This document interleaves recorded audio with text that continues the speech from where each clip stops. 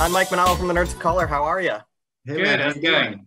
Very good, thanks. I'd like to start off by saying, Freddie, happy birthday.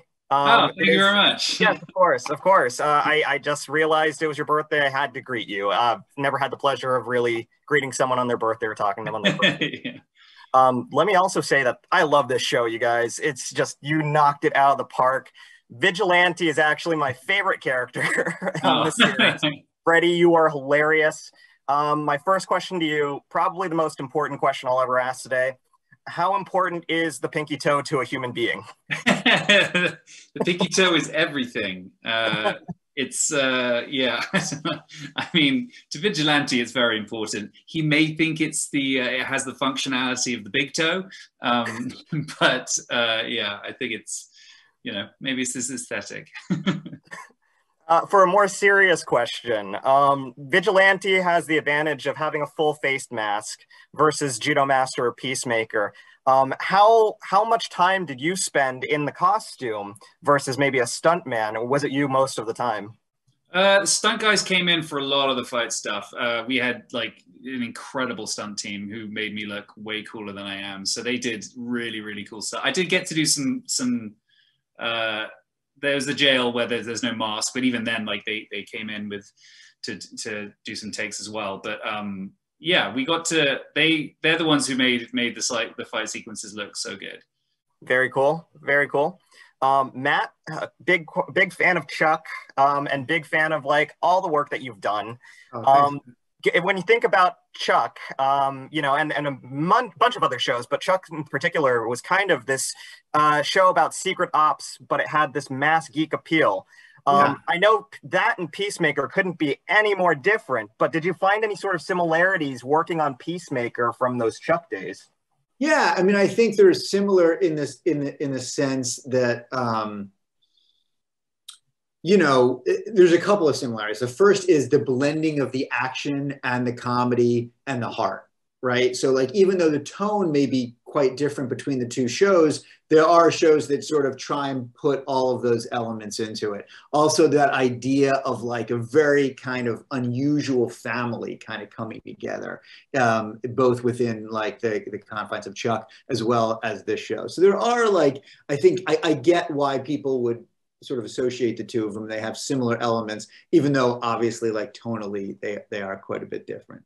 Yeah, I actually found some similarities myself just watching Peacemaker, and it's just the humor is on point. It's definitely a little bit more Yeah. R-rated than Chuck and a little bit more Sure. edgy, but it's definitely got very similar heartfelt and hilarious tones. And pop culture stuff. There's quite a bit of pop culture, right, in both of them. 100%. Freddie, when you did have to wear the suit, because there's a lot of scenes with your mask off and it's just you in the costume, was it comfortable at all? Was it stuffy? Was it like hard to get into? How was that experience for you? It really wasn't too bad. I mean, I had to have someone from wardrobe help me like zip up at the back, and we had someone on set who would put on all the pads just before you go on camera. But I love wearing it. Like you don't often get to be a superhero, so when you get to put it on, it feels really cool. So I loved every minute of wearing it, even if it was a lot of work.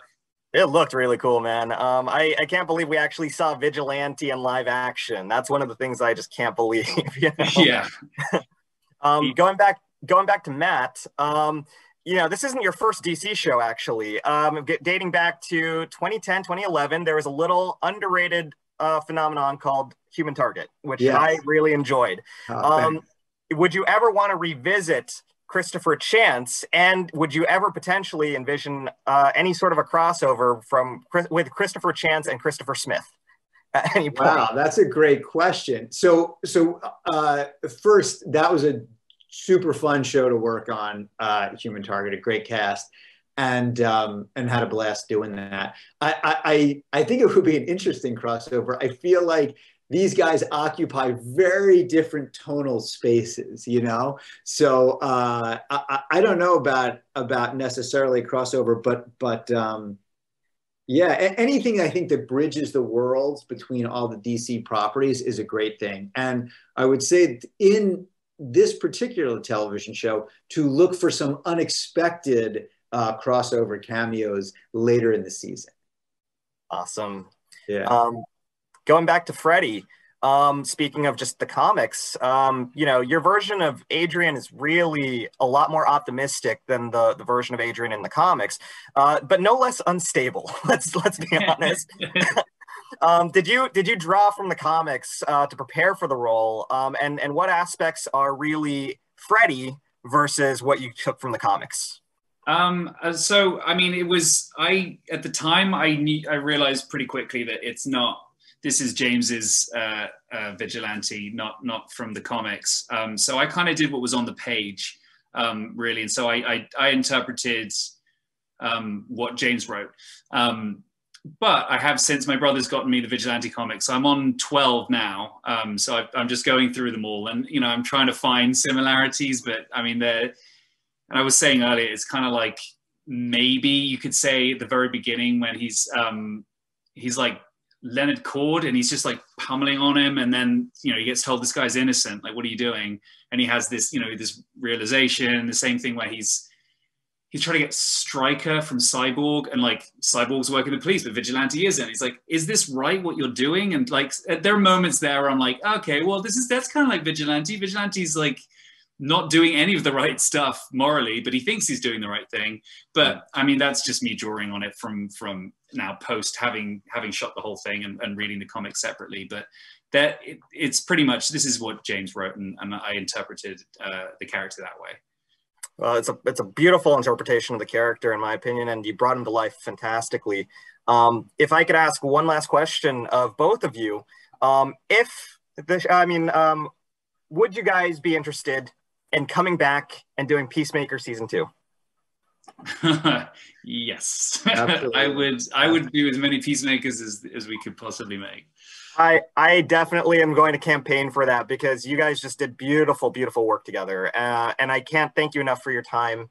You know, the show's just amazing. I can't wait for people to see it. Peacemaker, HBO Max, January 13th.